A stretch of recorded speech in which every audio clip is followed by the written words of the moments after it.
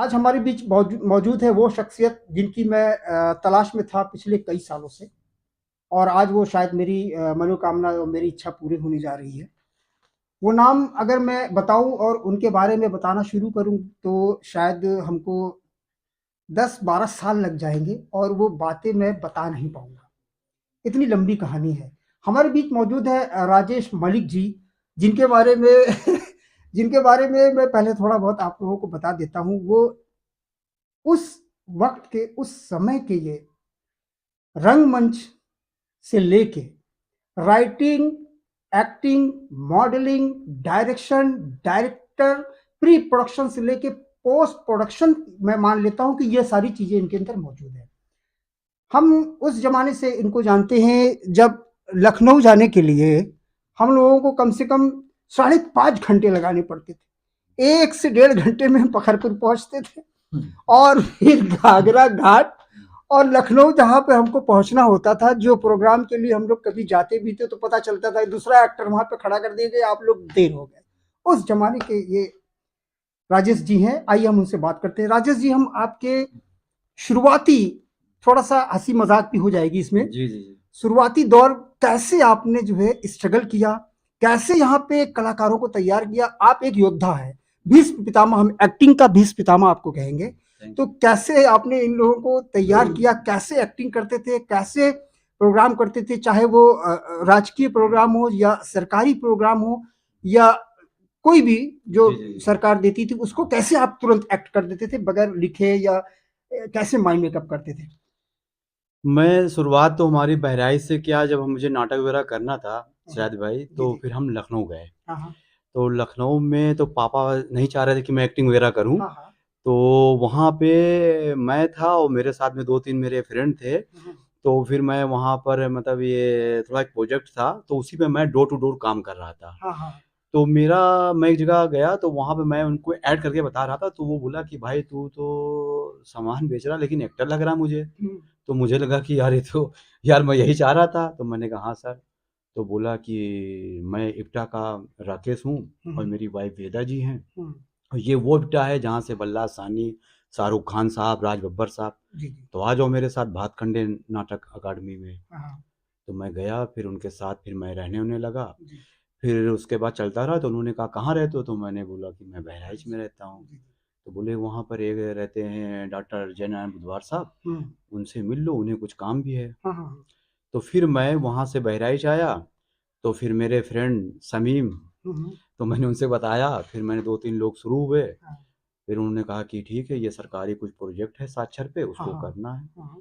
फिर जिलाधिकारी का आदेश था, फिर हम लोग गाँव-गाँव जाकर हम्म। सब जगह नुक्कड़ नाटक करने लगे। हाँ और नुक्कड़ नाटक की शुरुआत हुई, फिर शमीम आ गया, शमीम के साथ-साथ 2-3 लोग, मेरे फ्रेंड तन्नू आ गए हाँ। हाँ और 2-3 लोग और आ गए। हाँ। फिर बुधवार साहब ने महिला कॉलेज है यहाँ बहराइच में, जी जी। वहाँ की कुछ लड़कियाँ थीं, सावित्री सिंह थीं और वेदा जी, 3-4 लोग, मतलब 20-25 लोगों का ग्रुप बन गया। हाँ हाँ। उसके बाद एक नाटक वहाँ पर शुरू हुआ, जी। एकता गधा, शरद जोशी का लिखा हाँ हुआ। हाँ हाँ, एक था गधा। गधा मैं शरद वहाँ जोशी है। मौजूद था, मैं वहाँ हाँ, दर्शक था। हाँ, आप एक वहाँ था गधा। दर्शक जी थे। जी जी। क्योंकि आप आप कभी उसमें इंस्पेक्टर, इंस्पेक्टर हाँ, बने हुए बहुत, थे। बहुत इंस्पेक्टर साहब, यस मैं यस यस। मैं इंस्पेक्टर में था। हाँ। और मैं दर्शकों को ये भी बता दूँ कि सजादे भाई मेरे बहुत जिगरी दोस्त हैं और हम सब बचपन के लंगोटिया यार हैं। कहीं न कहीं सजादे भाई मेरा इंटरव्यू तो ले रहे हैं, लेकिन वो भी एक कलाकार हैं और बहुत अच्छे क्रिकेटर भी, बहुत अच्छे इंसान भी हैं। हम लोग मतलब कहीं ज़्यादा साथ में काम नहीं कर पाए, लेकिन मगर उनका भी वही क्षेत्र चलता रहा, तो फिर वहीं से हमारी शुरुआत हुई। और एक बात हम आपको याद दिला दें, जी। सबसे पहला मैंने आपका जो स्टेज शो देखा था, वो गेंदघर के अंदर, उसमें आप शिक्षा पे कुछ दे रहे थे कि यार शिक्षा मेरी खत्म हो जाएगी। हाँ। उस पे, है ना, आप पढ़ाने वाली बात कर रहे थे, हाँ, तो पढ़ाना था, वो कैसे आपने किया था? वो ये गेंद घर में प्रदर्शनी चल रही थी, वहाँ पर हम लोग का नाटक था शिक्षा के ऊपर। मैं मुखिया के कैरेक्टर में था। हाँ हाँ तो वो जो मेरा सेवक रहता है, नौकर रहता है, हाँ। तो वो पढ़ना चाहता है। जी। तो मैं उससे कहता हूँ तुम्हें तभी पढ़ाऊँगा जब तुम मुझे पैसा दोगे एक-एक लाइन का। अच्छा। तो मेरा कैरेक्टर कुछ साक्षरता की पढ़ाई को लेकर आगे था, तो वहाँ पर भी मेरी शुरुआत हुई। मतलब ये सब मेरा प्राइमरी स्तर पे नुक्कड़ नाटक चल रहा था, वो स्टार्टिंग का दौर जी था। और स्क्रिप्टिंग, मैं राइटर हूँ, तो स्क्रिप्टिंग वगैरह तो मैं जी। खुद ही कर लेता हूँ, तो उन चीज़ों का।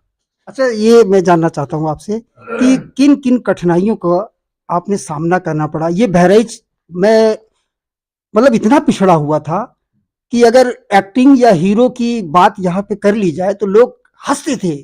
कैसे आपने इतना स्ट्रगल किया? कैसे आगे बढ़े आप? बहुत मज़ाक उड़ाते थे क्योंकि उस समय दौर में बहराइच में क्योंकि कोई मोबाइल वगैरह तो था नहीं उस वक़्त, तो कोई रिकॉर्डिंग वगैरह कुछ नहीं होती थी। तो हम लोग मतलब तैयारी-वैयारी करते थे, अगर रिहर्सल करना होता था, तो हमारे पास जगह नहीं होती थी। हाँ, अच्छा, घर में मम्मी-पापा जो थे, तो पापा इसके बहुत खिलाफ थे, तो हाँ, कहीं नाटक नहीं हो पाता था। हुँ, अगर आस-पास कहीं करते थे, तो लोग मज़ाक उड़ाते थे कि ये हाँ, भैया देखो हीरो बने जाते हैं, हुँ, बहुत बड़े एक्टर बन गए हैं। हाँ, तो सामना तो कठिनाइयों का इतना हुआ है, अगर आज तक पलट के देखते हैं, अभी भी बात हमारी यही हो रही थी कि एक मेहनत नहीं कहेंगे, एक तपस्या कहेंगे सजादे भाई की जी, जी। तपस्या, बहुत बड़ा त्याग और स्ट्रगल आज भी चल रहा है। बहराइच 50 लाख, 52 लाख की आबादी का वो शहर, हज़ारों लोग मेरे साथ में चले। मैंने एक्टिंग और राइटिंग के अलावा आज तक कोई काम नहीं किया हुँ, और मेरा एक जुनून, एक मेरा पागलपन था कि मुझे यही करना है। हाँ, कैसे भी करना है, किस तरह करना है, रास्ता खुद बनाने हैं, हटना नहीं है। अब वहाँ परिवार भी मेरे खिलाफ था, सोसाइटी भी थी, मेरा कोई सपोर्ट नहीं था कि मैं कैसे करूँ और मेरी मैरिज भी हो गई थी, लेकिन मैं लड़ता रहा, करता रहा और आप सबकी दुआओं से बढ़ता रहा। अच्छा राजेश जी ये बताइए, कब आपको लगा कि आप जो है क्लिक कर गए हैं और आप बहुत आगे जाएँगे? एक होता है कि दिल में कॉन्फिडेंस जिसको जी, बोलते हैं, जी। वो कॉन्फिडेंस आपको कब आया कि हम जो है बहुत आगे जा सकते हैं?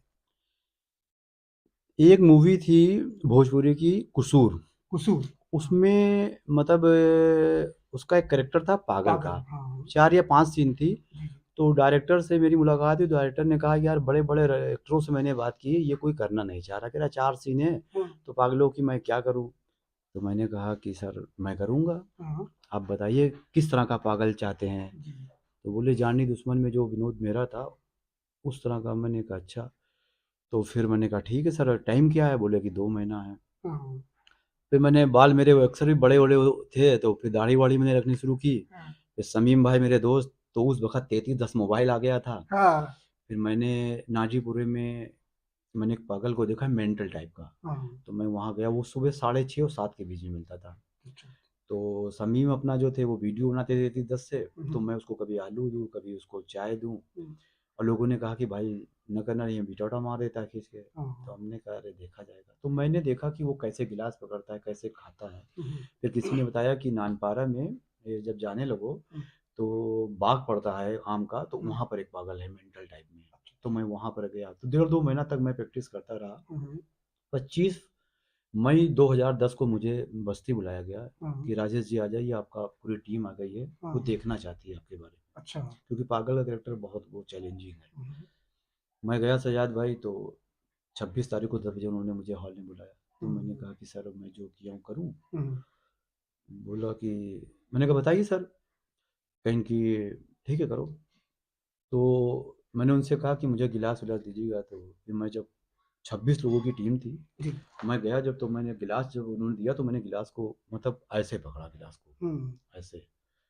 फिर चाय पिया, फिर वो कुछ खाने को दिया तो मैंने खाने का तरीका दिया, भैया सब खड़े हो गए। बोला, मैंने कहा सर अब बताइए, अब आप बताइए क्या करना है? बोला मुझे कुछ नहीं कुछ नहीं बताना करना, है। हाँ, भाई धन्य हो, हाँ, आपने तो पूरा ये कहाँ से किया, कैसे किया ये बताइए। जी, जी, फिर वहाँ पर मुझे कॉस्ट्यूम की ज़िम्मेदारी मुझे दी गई। हुँ, ड्रेसमैन से बोला गया इसमें तुम्हारा कोई इंटरफेयर नहीं होगा। ठीक है, राजेश मलिक एक्टर भी एक्टिंग भी करेगा, हाँ, हाँ, ड्रेस डिज़ाइनिंग खुद अपने आप कर भाई, हुँ, अपने डायलॉग तू खुद लिख। जी, कैसे करेगा मुझे नहीं पता। बहुत बढ़िया, सजाद भाई वो दिन 26 मई दिन शनिवार 2010 मेरे लिए बहुत बड़ा दिन था। हाँ, हाँ, इतनी बड़ी उपलब्धि, मुझे जैसे मेरे आँसू भी आ रहे थे और उस वक़्त मैं सोच रहा था कि मेरी मेहनत, वो मेरा पर्दे पे बड़ा लीड रोल के लिए वो पहला था जो थिएटर के 14 साल के बाद मैं बड़े पर्दे पे आ रहा था, बड़े रोल में।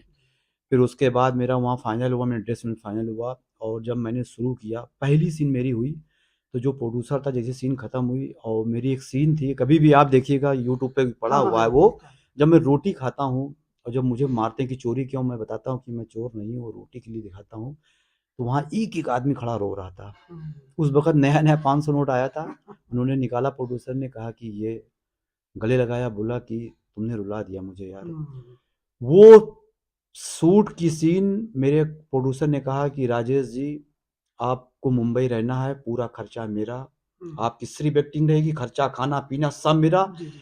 और जितने भोजपुरी के एक्टर थे, मैं बड़ी बड़ी बात नहीं बोल रहा हूँ, समीम उसके गवाह हैं, हम्म, और पूरा मुंबई, बड़े बड़े एक्टर मुझे खड़े हो गए सैल्यूट पे, और मैं समझ नहीं पा रहा था कि मैं कर क्या। मेरी 4 सीन से सजाद भाई 34 सीन हो गई। हम्म, और वहाँ पे जो डायलॉग बोलते थे, मैं अपने मुँह से ईश्वर माफ़ करे, जो बोलते थे कि भोजपुरी का छोटा शाहरुख खान आ गया। अच्छा। तो वहाँ से मुझे गोरेगाँव में मुझे एक रूम दे दिया गया, हाँ, मुझे रहने का दे दिया गया, बोला कि सब कुछ मेरा पैसा रहेगा, खाली तुम्हें एक्टिंग करनी है। हम्म, तो भोजपुरी में मेरी वहीं से एंट्री हुई, और जब मूवी आई और जब लोगों ने देखा, तो फिर लोग मतलब धन्य हो गए। रवि किशन जब मुझे मिले, तो रवि किशन ने कहा कि भाई इसमें ये कौन सा पागल था, तो जो मेरा डबिंग मास्टर था जस्सी भाई, बोला ये वही मलिक भाई पागल वाले हैं। बोला गले मिला लिया, बोले आओ गले मिल लो, मैंने ऐसे पागल की एक्टिंग इस तरह की नहीं देखी, अगर आज विनोद मेहरा जिंदा होते तो तुम्हें गले से लगा लेते। वाह, शायद वो आप यूट्यूब पे देखेंगे, तो अब मैं कहना नहीं चाहता, आप खुद देखेंगे तो जी जी।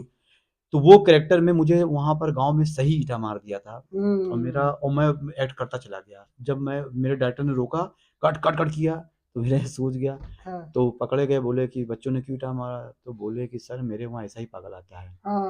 तो बोला मुझे दिखाओ, मेरे प्रोड्यूसर ने कहा क्यों मारा तुमने, तो जब मेरे सामने वो आदमी आया तो वाकई मेरी ही मेरी तरह तरफ था। पागल था वो। हाँ, तो वो किरदार करने के बाद मुझे बम्बई में वो पहला मौका था जो जी, मुझे बड़ा मौका मिला। जी। और उसके बाद जब मैं शूट खत्म हुआ 22 दिन के बाद मेरा, और जब मैं दाढ़ी वाड़ी बना कर आया, तो लोग मुझे पहचान नहीं पा रहे थे, बोले यार 24 साल का लड़का और ये 57 साल का लग रहा था। तो वो बहुत बड़ी उपलब्धि थी, और मेरे जीवन का अभी तक वो चैलेंजिंग रोल है, जिसके लिए मैं अभी भी लोग मुझे उसी से याद करते हैं। तो मैं पहले ही बता चुका था कि अगर मैं पूरी बात करूँगा तो दसियों साल लग जाएँगे। ख़ैर मैं जल्दी से आपको आगे ले चलता हूँ। अभी तो हम लोग रंगमंच पे थे और भोजपुरी पे थे। अब मैं वो दिन जानना चाहता हूँ कि मुंबई जब आप पहुँचे तो ये आपका राज कपूर जो स्टूडियो है रंगमंच का, राज पृथ्वी थिएटर। पृथ्वी थिएटर, जी। वहाँ पर आपकी एंट्री कैसे हुई? जब मैं पृथ्वी थिएटर गया, तो मैं एक्चुअली में मैं राइटर भी हूँ, तो हाँ, मेरी बुक्स वगैरह भी वहाँ पर लगी हुई है, आधा आदमी 3 बुक्स हैं। जी। तो मैं बुक्स के लिए गया था, तो वहाँ पर मतलब कुछ लोग कार्यक्रम कर रहे थे, तो किसी का आर्टिस्ट था, वो उस वक़्त आया नहीं था। हाँ, तो ऐसे बातचीत होने लगी, तो मैंने उनसे कहा सर अगर आप कहें तो मैं कर सकता हूँ। हाँ। बोले आप कहाँ से हो? मैंने कहा मैं सर इप्टा से हूँ। हुँ, बोला इप्टा से तो मैं भी हूँ। मैंने कहा कहाँ से भाई? मैंने कहा लखनऊ से। बोला ठीक है, आप ये डाला के कितनी देर में कर लोगे? तो दिया। तो वो उसने कहा कि मैं आपको 2 घंटा दे रहा हूँ, तो मैंने 10-5 मिनट में उसको देखा था, फिर मैंने कहा कि सर मैं कहा नहीं कर पाओगे? मैंने कहा नहीं सर हो गया। हुँ, बोला हो गया? मैंने कहा हो गया। बोला आ जाओ।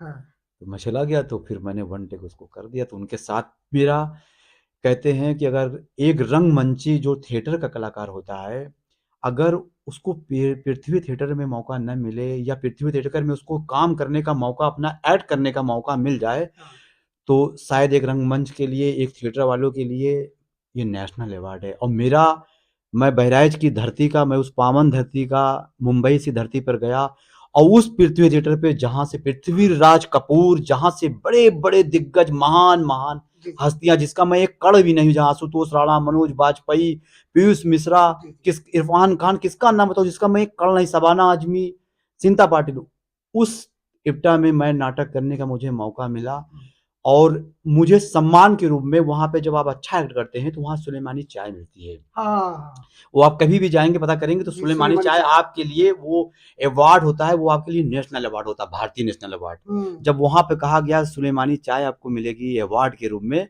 तो मेरे वहाँ पर आँसू आ रहे थे कि मैं इतनी देर में, लोग मुझे गले लगा रहे थे कि राजेश भाई तू कहाँ था? कहाँ था इतने दिन से, जो तू मतलब 20 मिनट में इतना बड़ा डायलॉग याद कर लिया? हाँ, तो सजाद भाई वो भी मौका था बहुत अच्छा। तो फिर उसके बाद मुझे वहाँ पर 4 कार्यक्रम करने को मिला। हाँ, लेकिन अभी भी एक ऑफ़र आया था, लेकिन इस वक़्त मेरे शूट चल रहे थे, तो मैंने हाँ, उनको सॉरी बोला कि सर मैं आऊँगा, हुँ, लेकिन मैं शूट पे था, मैं गुजरात पे चल रहा था वंशज, हाँ, पुण्यतीर्थ सर जी के हुँ, साथ, हुँ। तो इसीलिए मैं वहाँ पे जा नहीं पाया। राजेश जी ऐसा है कि बहुत लंबा इंटरव्यू हो जाएगा। अब जी। बात मैंने पहले ही कह दिया कि 10-12 साल लग जाएगी आपसे बात करते हुए। जी, चलिए जल्दी से हम आपसे बात खत्म जी, करते जी, हैं जी। और बात यहाँ पे ले जाते हैं कि अभी आपके जो प्रोजेक्ट हैं मुंबई के अंदर हाँ।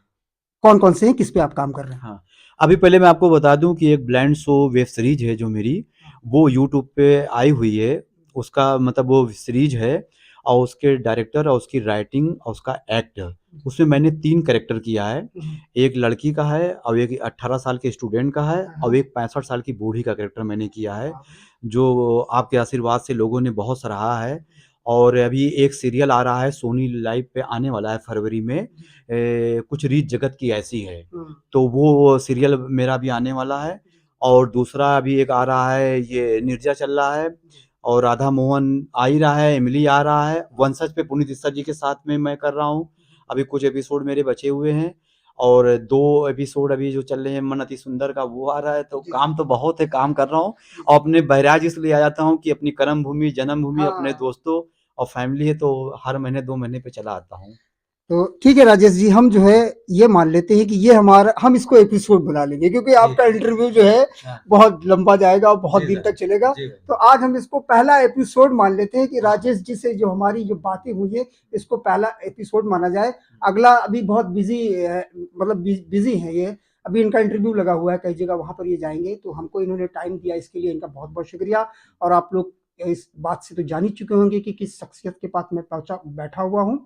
आप सभी का बहुत बहुत धन्यवाद। राजेश जी, आपका बहुत बहुत शुक्रिया नुक्कड़ दर्शन से बात करने के लिए। जी जी जी, सैयद भाई बहुत बहुत धन्यवाद, और आप सभी सुनने वालों का भी बहुत बहुत अभिनंदन। और सजादे भाई हमारे बचपन के दोस्त, मैंने पहले भी कहा था, और वो उनकी महानता है कि वो मेरे पास आए और इंटरव्यू हुआ। और आप सभी को बहुत बहुत धन्यवाद। थैंक यू वेरी मच, धन्यवाद।